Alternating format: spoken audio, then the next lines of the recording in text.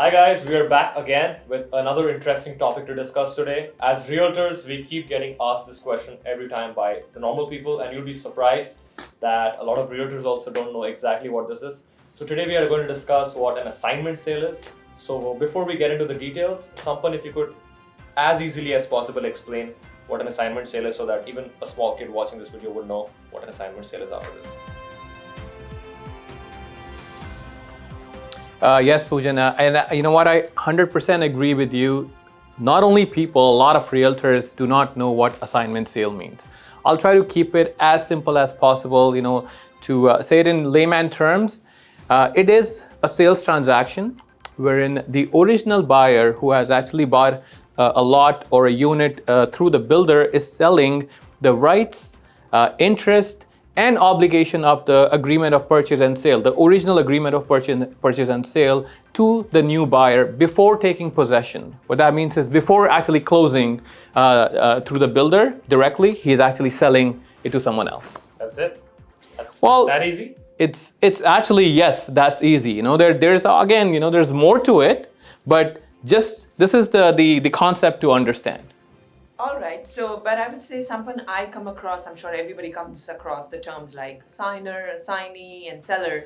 Could you help all of us understand who is who or which is which in an assignment sale? There are three parties involved in every assignment sale. Number one is the seller, who is the developer or the builder. Okay. Then we have the assigner, who is the original buyer who actually bought the property, at the time the builder kind of released the units or the lots. Okay.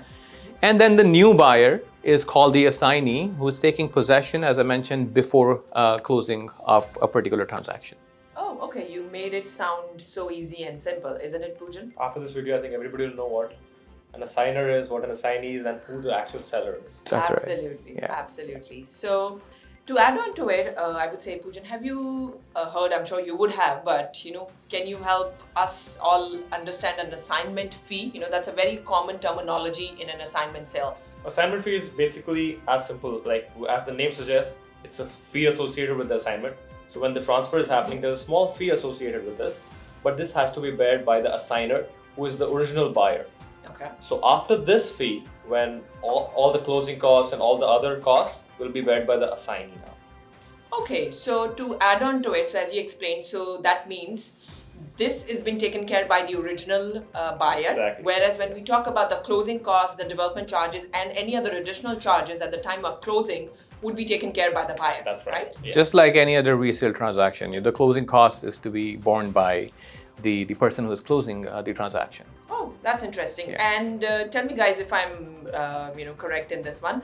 So, in my understanding, I think we should always, whenever we are talking about assignment sale or putting an offer for our clients, we should always put a clause or a condition for a lawyer review with 5 to 10 business days, Absolutely. especially in assignment sale, because we as realtors might not be able to get into the integrity of the information with a builder agreement of purchase and sale, what a lawyer can do. Am I right? Absolutely right, I believe. It's our And duty to safeguard our clients' rights. So it's Yeah. always better to add that. we always work in their best interest, right? And it's always, I think it's advisable that when you kind of choosing a lawyer, make sure that he's proficient in dealing with pre-construction transactions. Oh, absolutely. That makes sense, right? Yeah. Of course, I'm sure there are real estate lawyers in there, but then the ones who dedicatedly work in pre-construction and assignment sale, they definitely would be able to Always help better. better. Yeah. That's right. Okay, That's all right. Yeah. Let me just give you an example for better understanding. The assigner, who is the original buyer, when they end up buying the property through the builder, let's say for $500,000,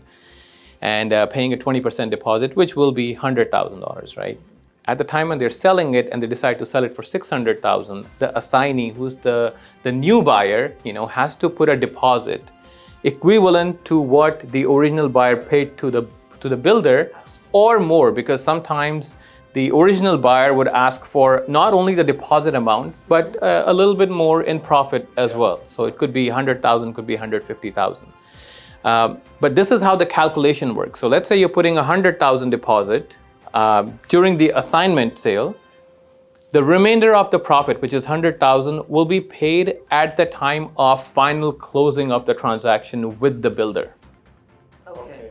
Okay, so you're getting 100,000 today and 100,000, which is your profit amount, at the time of closing. So basically, the original buyer, the money which they paid to the builder, they would be getting that back. 100%. Right? Yeah. It's just not the And once the assignment gets transferred, basically whatever amount the original buyer has paid to the builder belongs to the new buyer now, because the assignment has been transferred, right? And then once the assignment transfer, the new buyer will be responsible, and will be obligated to close, or any other additional charges that will be incurred will be the new buyer's responsibility. Yeah, because now they own the property. Yes.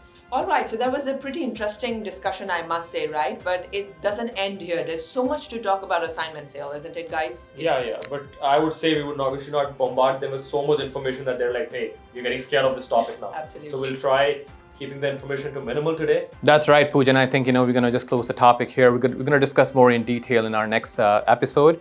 But if you have any, let's say, topic you would like to discuss or want to get more information about, don't forget to leave your comments in the section below.